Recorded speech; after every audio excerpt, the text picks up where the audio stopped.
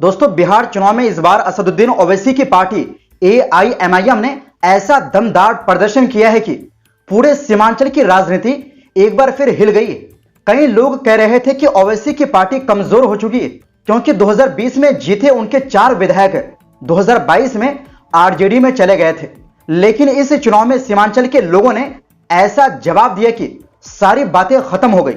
AIMIM ने सीमांचल की 24 सीटों में से 5 सीट फिर जीत ली, यानी वही 5 सीटें जो उसने 2020 में जीती थी, जो कि हाट, अमौर, बायसी, बहादुरगंज और कोचाधामन।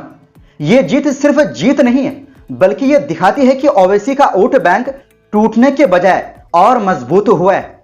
दोस्तों, सीमांचल के 4 जिलों की 24 में 5 सीट पर असदुद्दीन ओवैसी की एआईएमआईएम ने फिर से जीत हासिल की है।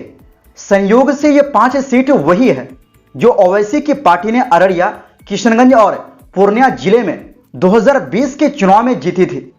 ओवैसी के 4 विधायक 2022 में तेजस्वी यादव के राष्ट्रीय जनता दल में शामिल हो गए थे।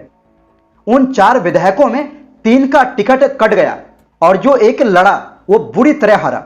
4 विधायकों के धोखा देने के बाद कमजोर मानी जा रही ओवैसी की पार्टी को, जो कि हाट, अमौर, बायसी, बहादुरगंज और कोचाधामन के वोटरों ने अपनी सीट पर फिर से एआईएमआईएम को जिता दिया है।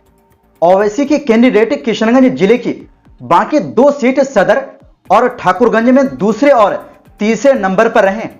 कटिहार में भी एआईएमआईएम प्रत्याशी ने एक सीट पर कुछ देर बढ़त बनाई थी। ओवैसी की पार्टी 25 सीटों पर चुनाव लड़ी थी। इसने पशुपति पारस के रालोजपा, स्वामी प्रसाद मौर्य और चंद्रशेखर आजाद की पार्टी से गठबंधन किया था। अररिया जिले की जोकीहाट सीट से एआईएमआईएम के मुर्शिद आलम 28,803, पूर्णिया जिले की अमौर सीट से पार्टी के प्रदेश अध्यक्ष अख्तरुल ईमान 38,928, कोचाधामन में सरवर आलम 23,021 और बहादुरगंज में तौसीफ आलम 28,726 वोट के अंतर से जीत गए। बायसी में गुलाम सरवर आखिरी राउंड के बाद 27,251 वोट से आगे हैं और जीत चुके हैं। किशनगंज के ठाकुरगंज में एआईएमआईएम के गुलाम हसनैन आगे हुए थे, लेकिन जेडीयू नेता गोपाल अग्रवाल ने उन्हें 8,222 वोट से हरा दिया। किशनगंज सीट पर एआईएमआईएम के शम्स आगाज 51,370 वोट लाकर तीसरे नंबर पर है, जिसे कांग्रेस के कमरुल हुदा ने जीता। कटिहार के बलरामपुर में ओवैसी के कैंडिडेट आदिल हुसैन दूसरे नंबर पर है, जबकि सीपीआई माले के मौजूदा विधायक महबूब आलम तीसरे नंबर पर चले गए हैं।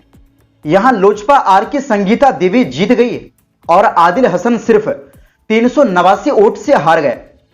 बताया जा रहा है कि रीकाउंटिंग से पहले आदिल जीत गए थे, लेकिन रीकाउंटिंग के बाद उसे हरा हुआ घोषित कर दिया गया। अररिया सीट पर मंजूर आलम 53,000 वोट से ऊपर लाकर तीसरे नंबर पर रहे, जहां कांग्रेस सबसे आगे है और जीत भी गए।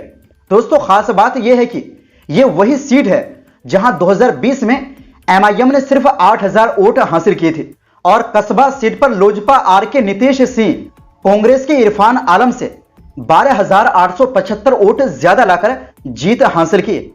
कस्बा में ओवैसी के कैंडिडेट शहनवाज आलम 35,309 के साथ तीसरे नंबर पर है।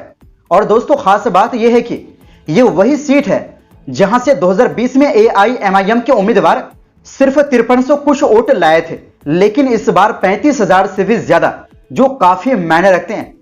इन सीटों के अलावा भी ओवैसी वैशाली जिले की महुआ सीट पर चौथे नंबर पर रही, जहां कुछ समय तक उसके कैंडिडेट बच्चा राय तेज प्रताप यादव से भी आगे चल रहे थे। मतलब ओवैसी के कैंडिडेट जहां भी थे, वोट परसेंट काफी ज्यादा रहे, खासकर पहले के मुकाबले। दोस्तों, 2020 में एआईएमआईएम के टिकट पर अमौर से अख्तरुल ईमान, बायसी से रुकनुद्दीन अहमद, बहादुरगंज से अंजार नईमी, कोचाधामन से इजहार असफी और जोकीहाट से शहनवाज आलम जीते थे। 2022 में नीतीश कुमार के महागठबंधन सरकार बनाने पर अख्तरुल ईमान छोड़ बाकी 4 विधायक राजद में चले गए थे। तेजस्वी ने इस चुनाव में शहनवाज को छोड़कर बाकी का टिकट ही काट दिया और शहनवाज इस चुनाव में बुरी तरह हार गए। दोस्तों, सबसे खास बात आपको बता दें कि असदुद्दीन ओवैसी महागठबंधन में शामिल होना चाहते थे और उन्होंने तेजस्वी यादव से सिर्फ 6 सीटें मांगी थी, सीमांचल की 6 सीटें, बस इतनी। लेकिन तेजस्वी ने साफ इनकार कर दिया। उधर महागठबंधन के बड़े साथी मुकेश सहनी, जिन्हें डिप्टी सीएम तक प्रोजेक्ट किया गया था, उनकी पार्टी एक भी सीट नहीं जीत सकी। अब राजनीतिक जानकार कह रहे हैं कि तेजस्वी का एआईएमआईएम को साथ ना लेना शायद आरजेडी को भारी पड़ गया, क्योंकि एआईएमआईएम ने अकेले दम पर सीमांचल की 5 सीटें जीतकर दिखा दिया कि वहां उसका जनाधार मजबूत है। तो दोस्तों, इस जीत पर आप क्या कहेंगे? इस पर अपनी राय कमेंट बॉक्स में जरूर दें। फिलहाल के लिए इस रिपोर्ट में बस इतना ही।